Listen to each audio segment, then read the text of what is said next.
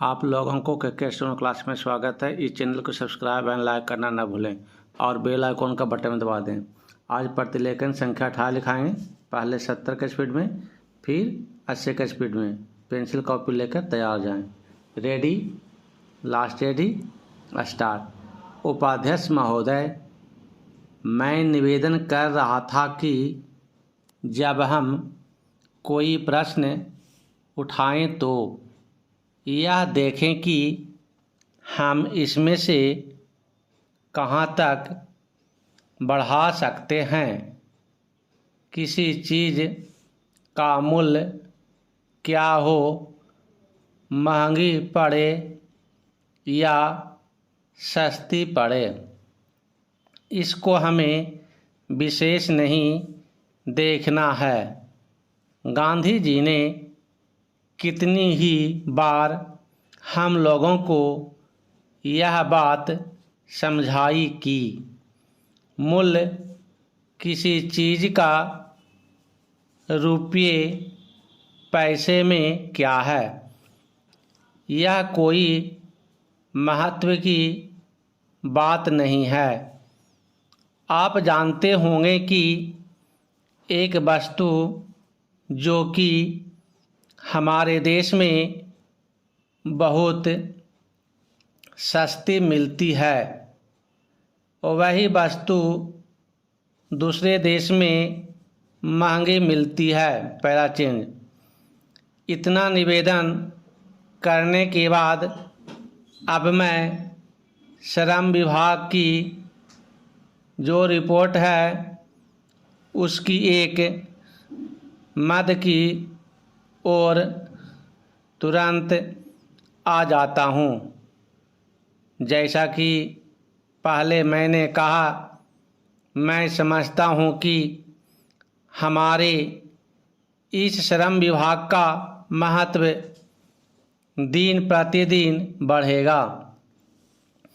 बहुत से प्रश्न हैं जिनकी तरफ आपका ध्यान भी नहीं है। उन प्रश्नों को आपको लेना पड़ेगा। आज आपका श्रम विभाग अधिकतर औद्योगिक श्रमिकों की ओर ध्यान दे रहा है।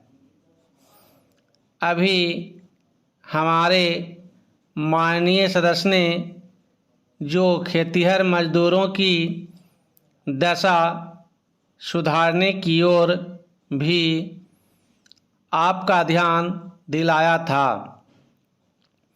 और बतलाया था कि आज उनकी कैसी खराब हालत हो रही है।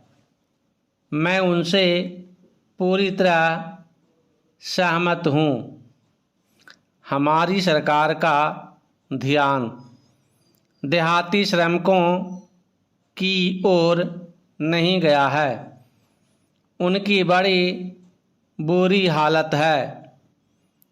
आपने उनकी दशा सुधारने के लिए क्या किया है?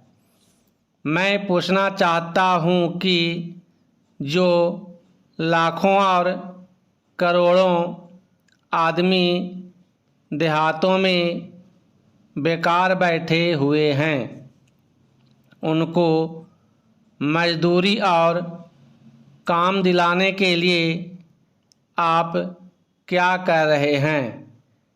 करीब 7 लाख आदमी नौकरियों के लिए प्रार्थी हैं, जैसा कि रिपोर्ट में लिखा है।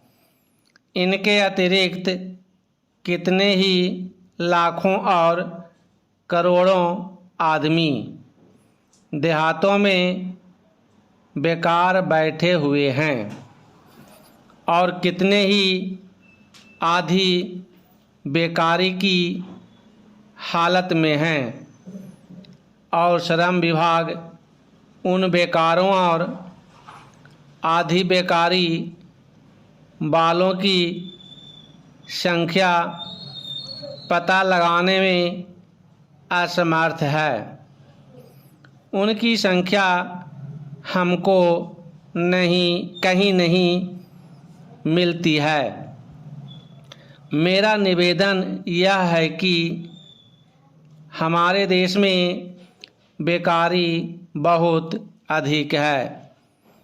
जितना अधिक हम बेकारी को दूर कर सकें उतना ही अधिक हम अपने देश और समाज को सुखी बनाएंगे। इस कार्य में आपका और आपके विभाग का दायित्व बहुत अधिक है। जो भी नया काम आरंभ होता है उसका दायित्व श्रम विभाग का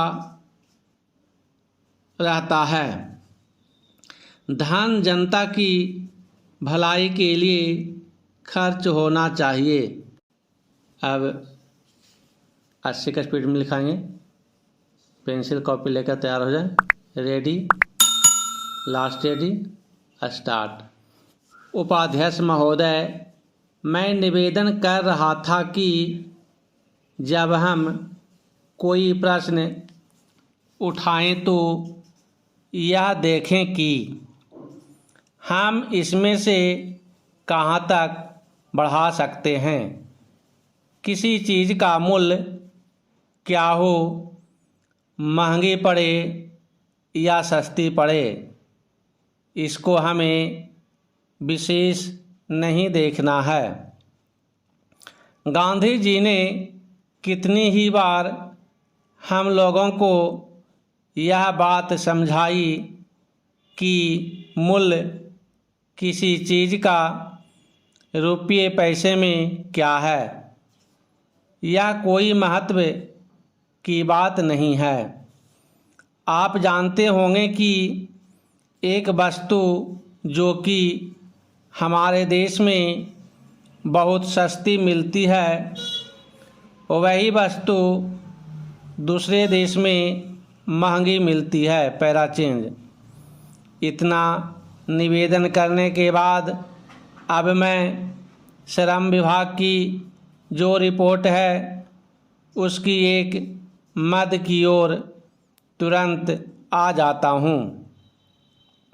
जैसा कि पहले मैंने कहा, मैं समझता हूँ कि हमारे इस श्रम विभाग का महत्व दिन प्रतिदिन बढ़ेगा। बहुत से प्रश्न हैं जिनकी तरफ आपका ध्यान भी नहीं है। उन प्रश्नों को आपको लेना पड़ेगा। आज आपका श्रम विभाग अधिकतर औद्योगिक श्रमिकों की ओर ध्यान दे रहा है। अभी हमारे माननीय सदस्य ने जो खेतिहर मजदूरों की दशा सुधारने की ओर भी आपका ध्यान दिलाया था और बतलाया था कि आज उनकी कैसी हालत हो रही है। मैं उनसे पूरी तरह सहमत हूँ। हमारी सरकार का ध्यान देहाती श्रमिकों की ओर नहीं गया है। उनकी बड़ी बुरी हालत है। आपने उनकी दशा सुधारने के लिए क्या किया है? मैं पूछना चाहता हूँ कि जो लाखों और करोड़ों आदमी देहातों में बेकार बैठे हुए हैं, उनको मजदूरी और काम दिलाने के लिए आप क्या कर रहे हैं? करीब 7 लाख आदमी नौकरियों के लिए प्रार्थी हैं, जैसा कि रिपोर्ट में लिखा है। इनके अतिरिक्त कितने ही लाखों और करोड़ों आदमी देहातों में बेकार बैठे हुए हैं और कितने ही आधी बेकारी की हालत में हैं और श्रम विभाग उन बेकारों और आधी बेकारी वालों की संख्या पता लगाने में असमर्थ है। उनकी संख्या हमको कहीं नहीं मिलती है। मेरा निवेदन यह है कि हमारे देश में बेकारी बहुत अधिक है। जितना अधिक हम बेकारी को दूर कर सकें उतना ही अधिक हम अपने देश और समाज को सुखी बनाएंगे। इस कार्य में आपका और आपके विभाग का दायित्व है बहुत अधिक है। जो भी नया काम आरंभ होता है उसका दायित्व श्रम विभाग पर रहता है। धन जनता की भलाई के लिए खर्च होना चाहिए।